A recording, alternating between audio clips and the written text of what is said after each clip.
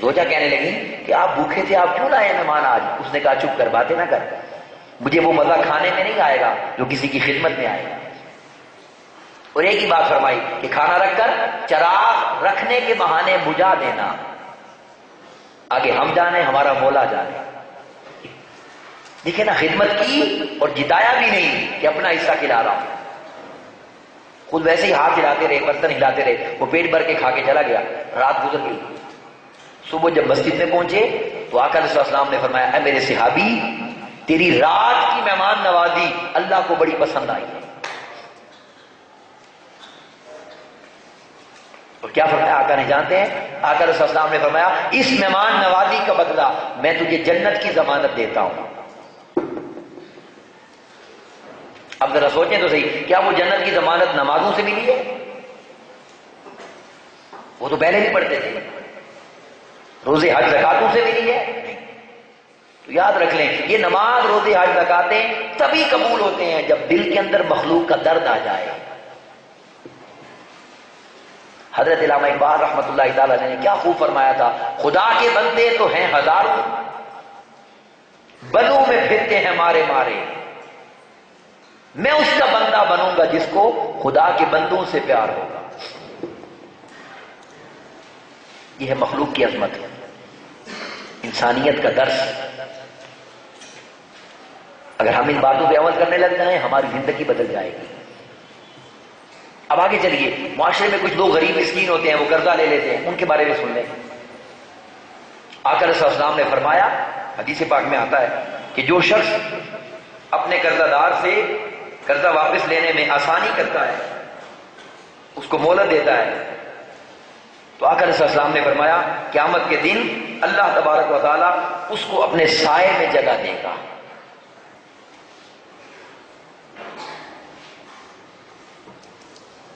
اب ایک حدیث پاک اور آپ سن لیں بڑی توجہ سے۔ آقا علیہ السلام نے صحابہ کو ایک واقعہ سنایا، اور وہ واقعہ یہ سنایا کہ پرانے زمانے میں ایک بندہ تھا، وہ لوگوں کو قرضے دیتا تھا، مالدار آدمی تھا، اور اس نے قرضے واپس لینے کے لیے ایک نوکر رکھا ہوا تھا۔ عجیب واقعہ ہے۔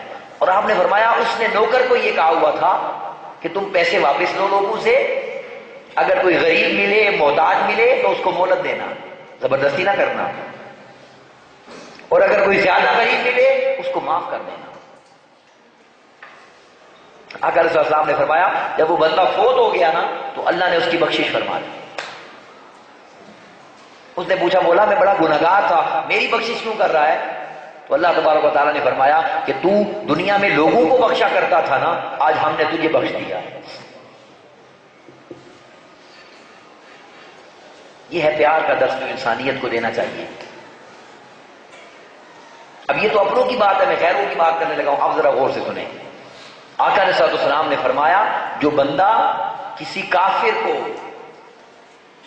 یہ حدیث سنیں توجہ سے، کسی کافر کو ناحق قتل کرے گا وہ کبھی جنت کی خوشبو بھی نہیں سونگھ سکے گا۔ کسی کافر کو ناحق قتل کرے گا۔ اب مجھے ایمان سے بتائیں کہ جو مسلمانوں کو قتل کرتے ہیں وہ جنت میں کیسے جائیں گے؟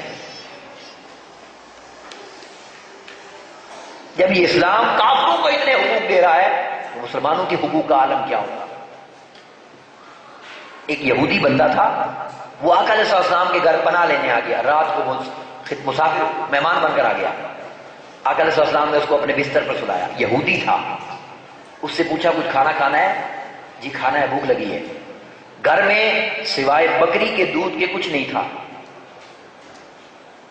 ساری بکریوں کا دودھ وہ اکیلا پی گیا، اور آقا علیہ السلام اور ساری فیملی رات کو بھوکی سوئی۔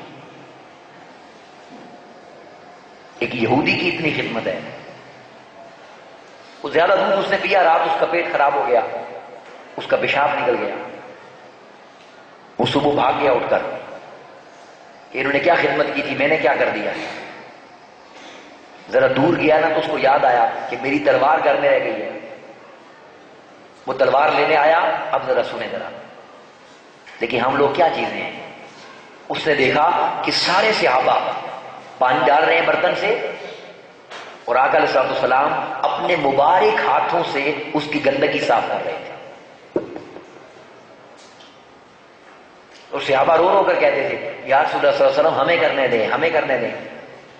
اور آقا علیہ الصلوۃ والسلام ایک ہی بات فرماتے تھے، نہیں نہیں نہیں، وہ میرا مہمان تھا. یہ کردار جب اس نے دیکھا وہیں قدموں میں گر کے کہتا ہے سونیا آپ نے یہ گندگی صاف نہیں کی، آپ نے میرا کفر بھی صاف کر دیا، مجھے کلمہ پڑھا دیا. اور آج ہماری کیا حالت ہے؟ میں آپ کو سچی بات بتا رہا ہوں، آج لوگ ہمیں دیکھ کر یہ کہتے ہیں کافر، کہ اگر مسلمان ایسے ہیں تو ہم کافر ہی ٹھیک ہیں. نہ کسی غریب کا خیال ہے، نہ کسی مسکین کا خیال ہے، نہ کسی بیوہ کا خیال ہے، نہ کسی یتیم کا خیال ہے، نہ کسی بیمار کا خیال ہے، نہ کسی بھوکے کا خیال ہے. بس ایک ہی خیال ہے کہ اپنا کچھ کر لیں. نہ چھوٹے کا تمیز، نہ بڑے کا حیا. سچ کہہ رہا ہوں یا نہیں؟ اب ذرا اندازہ کریں، آقا علیہ السلام تشریف فرما تھے، ایک جنازہ گزرا، آپ کھڑے ہوئے. صحابہ نے کہا یا رسول اللہ صلی اللہ علیہ وسلم یہ یہودی کا جنازہ ہے. تو آقا علیہ السلام نے فرمایا یہودی ہے تو کیا ہوا، انسان تو ہے نا. عظمت انسانیت کا درس. یہ وہ کردار تھا کہ جو پتھر مارتے تھے ان کو بھی آقا علیہ السلام دعائیں دیتے تھے. یہ وہ کردار تھا کہ اس بڑھیا کے گھر بھی صفائی کرنے چلے گئے جو روزانہ کوڑا پھینکا کرتی تھی. حدیث پاک میں آتا ہے آقا علیہ السلام نے فرمایا جس نے کسی کافر پہ ظلم کیا، اس کی کوئی چیز چھینی یا اس کو ناجائز تکلیف دی، تو آقا علیہ السلام نے فرمایا میں قیامت کے دن اس کافر کی طرف سے مسلمان کے خلاف جھگڑا کروں گا.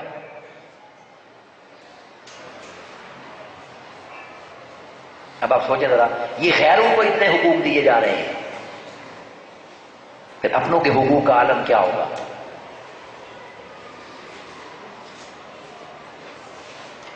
اب آخر میں چونکہ آپ اسکول میں رہتے ہیں تو میں آپ کو استاد کے بارے میں ایک بات بتا دوں. اس استاد کو آقا علیہ السلام نے باپ کا مقام دیا ہے. آقا علیہ السلام نے فرمایا تیرے 3 باپ ہیں، 3 باپ ہیں. کون کون سے؟ ایک وہ باپ جس کے گھر تو پیدا ہوا ہے، ایک وہ باپ جو تجھے تعلیم سکھاتا ہے، اور ایک وہ باپ جو تجھے بیٹی دیتا ہے رشتہ کے لیے. 3 باپ. اور میں آپ کو بتاؤں کہ استاد کی عظمت کیا ہے، ذرا توجہ سے سنیے، یاد رکھ لیں، یہ بات نوٹ کر لیں. 3 پانی ایسے ہیں جن کو کھڑے ہو کر پینے کا حکم ہے. کون کون سا؟ پہلے آپ بتائیں ذرا. پوری آب زمزم، ٹھیک ہے، ایک وہ ہے. دوسرا وہ ہے جب آپ وضو کرتے ہیں نا کسی برتن میں، لوٹا وغیرہ، تو آقا علیہ السلام کی سنت ہے کہ جو پانی اس لوٹے وغیرہ میں بچ جائے اس میں سے ایک گھونٹ وضو کے بعد کھڑے ہو کر پینا. یہ دوسرا پانی ہے. اب پوچھے تیسرا کون سا ہے؟ تو سنیے، استاد کا جھوٹا پانی.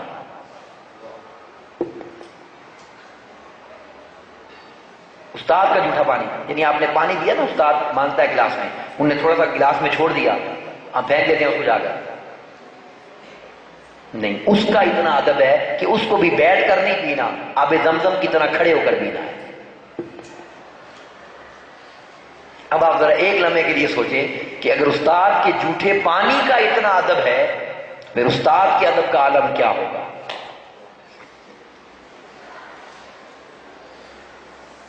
اب میں آپ کو بتا رہا ہوں، آپ فرسٹ آ سکتے ہیں، آپ کو اچھے نمبر مل سکتے ہیں، مگر حقیقی کامیابی اس وقت تک نہیں مل سکتی جب تک دل سے استاد کا ادب نہیں کریں گے. جو بچہ دل سے استاد کا ادب کرتا ہے، خدمت کرتا ہے، جی حضور کہتا ہے، اونچی زبان میں بات نہیں کرتا، آگے نہیں چلتا، راستہ دے دیتا ہے، اس کو اس دنیا میں بھی کامیابیاں، اس کو اس دنیا میں بھی کامیابیاں. اور یہ بات میری یاد رکھیں، ہم بھی چونکہ اس زمانے سے گزرے ہیں، کیونکہ انسان کا مزاج ایسا ہوتا ہے، بعض اوقات ہمیں استاد کی بات اچھی نہیں لگتی، مزاج کے خلاف جاتی ہے، مگر یہ بات میری یاد رکھیں، ایک وقت ایسا ضرور آتا ہے کہ انسان سوچنے پر مجبور ہو جاتا ہے ہم غلط تھے، ہمارا استاد ٹھیک کہتا تھا. یہ اس لیے کہ یہ اس وقت سے گزر کر آگے گئے ہوتے ہیں، یہ اس وقت سے گزر کر آگے گئے ہوتے ہیں۔ اب آپ دیکھیں نا، یہ ایک مجلس کا انہوں نے آپ کے لیے آغاز کیا ہے۔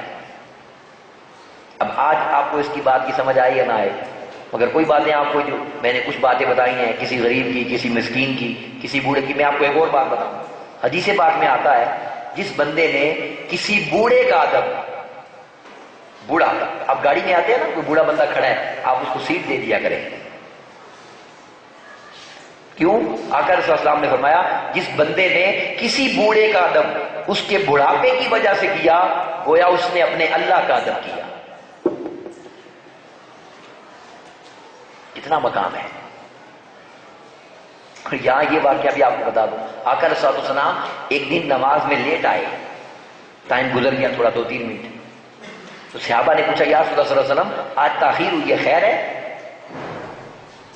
تو آقا رسول اللہ نے فرمایا جب میں گھر سے نکلا تو آگے ایک بوڑھا بندہ چل رہا تھا، بوڑھا، وہ اپنے بڑھاپے کی وجہ سے آہستہ چل رہا تھا، تو میں ادب کی وجہ سے اس سے آگے نہیں نکلا،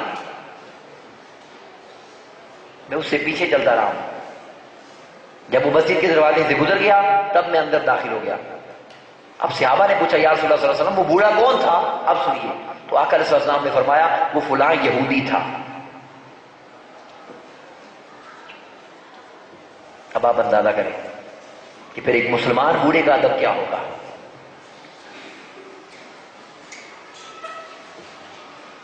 آقا رسول اللہ نے فرمایا کہ بزرگ اتنی برکت والے ہوتے ہیں کہ کئی گھر ایسے ہیں کہ ان میں اللہ صرف ان بوڑھوں کی برکت کی وجہ سے رزق زیادہ دیتا رہتا ہے۔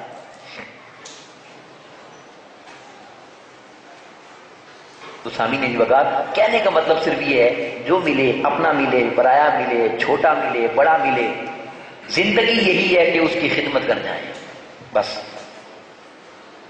کیا خبر کسی کی ایک لمحے کی دعا ایسی مولا کی بارگاہ میں قبول ہو جائے کہ اس کی ایک لمحے کی دعا کا صدقہ یہ زندگی بھی سنور جائے، وہ زندگی بھی سنور جائے۔ تو جہاں کہیں بھی کسی کی خدمت کا موقع مل جائے یہ نہ دیکھا کریں کون ہے، خدمت میں آگے نکل جایا کریں، ٹہل کیا کریں، کیونکہ آقا رسول اللہ نے فرمایا من کان علی حاجتی اخی کان اللہ فی حاجتی، جو بندہ اپنے بھائی کے کام میں لگ جاتا ہے اللہ اس کے کام میں لگ جاتا ہے۔ اب آپ سوچیں کہ جس کے کام میں اللہ لگ جاتا ہے اس کو کوئی کمی رہ جاتی ہے؟ بولیے رہ جاتی ہے کوئی کمی؟ کبھی نہیں رہتی۔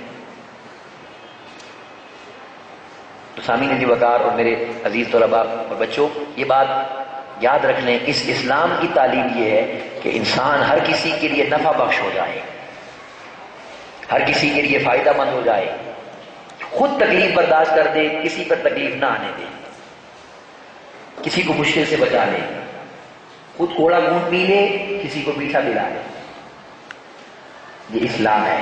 جب ہر کوئی کسی کے لیے جینا سیکھ جائے گا پھر کوئی محروم نہیں رہے گا۔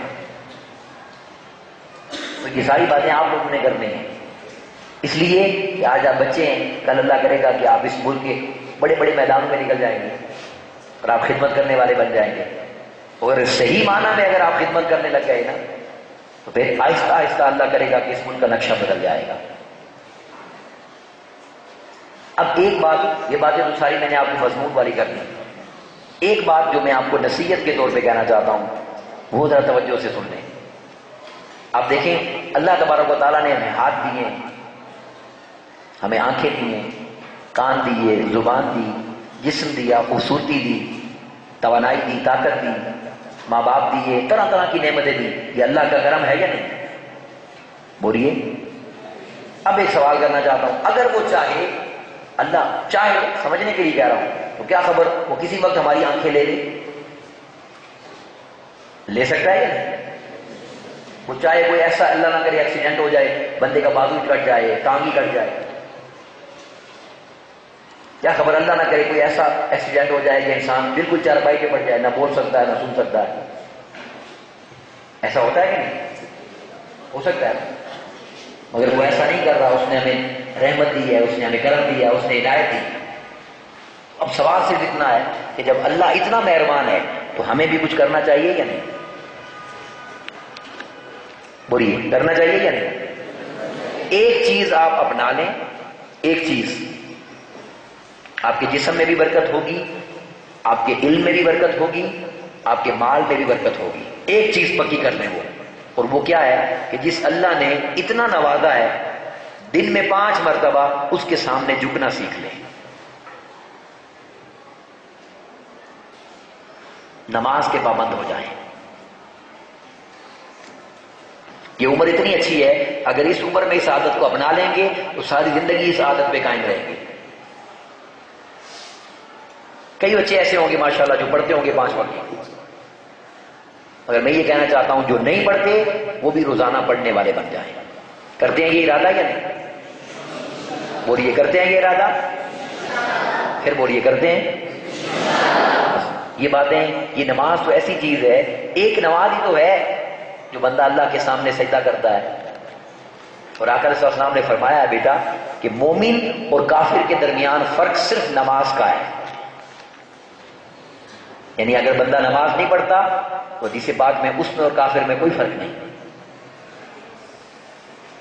تو نماز کی پابندی آپ لوگوں نے کرنی ہے، یہ آپ کے گھر کا کام ہے، اور یہاں کا کام یہ ہے کہ اپنے اساتذہ کی خدمت کریں،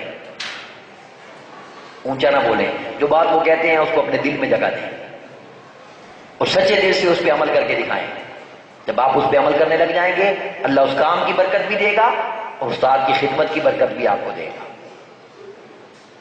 اور ہمیشہ اچھی بات کریں، اچھی بات سنیں، کسی کے ساتھ برائی نہ کریں، ہمیشہ اللہ سے ڈرتے رہیں اور نیک کاموں میں آگے نکلنے کی کوشش کریں۔ آپ کی یہ دنیا بھی اچھی ہو جائے گی اور وہ دنیا بھی اچھی ہو جائے گی، اور آپ کی نیکیوں کا صدقہ اللہ آپ کے والدین کو بھی دے گا تربیت کی وجہ سے۔ بس اللہ کے حضور اتنی دعا ہے، اللہ مجھے اور آپ کو صحیح معنی میں اسلام کو سمجھنے کی توفیق عطا فرمائے، ہمیں چھوٹے بڑے کا حیا کرنے کی توفیق عطا فرمائے، ہمیں اپنے پراؤں کی خدمت کرنے کی توفیق عطا فرمائے، ہمیں ہر وہ کام کرنے کی توفیق دے دے جس سے اللہ اور اس کا محبوب صلی اللہ علیہ وسلم راضی ہوتے ہیں، اور ہر اس کام سے بچنے کی توفیق دے دے جس سے اللہ اور اس کے محبوب صلی اللہ علیہ وسلم کی ناراضگی ملتی ہے۔ اللہ میرا آپ کا سب کا مل بیٹھنا قبول فرمائے اور آپ کے اساتذہ پر خصوصی برکتیں فرمائے، رحمتیں فرمائے، ان کی محنتوں کو اپنی بارگاہ میں قبول فرمائے، اور ان کی محنتوں کے صدقے اللہ پاک آپ کو کامیابیاں عطا فرمائے، آپ کے اس ادارے کو، آپ کے اس علاقے کو عظمت عطا فرمائے۔ بہت خوشی ہوئی آپ لوگوں سے مل کر، پیار و محبت سے آپ لوگوں نے سنا ہے، اور آپ کے بیٹھنے کا انداز، آپ کے سننے کا انداز آپ کی اساتذہ کی محنت کی عکاسی کرتا ہے۔ اللہ تبارک و تعالیٰ آپ کو مزید برکتیں عطا فرمائے، ہر مشکل سے آپ کو محفوظ فرمائے، اور بڑے ہو کر اس ملک اور قوم کی خدمت کرنے کی ہم سب کو اور آپ کو توفیق عطا فرمائے۔ السلام علیکم ورحمۃ اللہ وبرکاتہ۔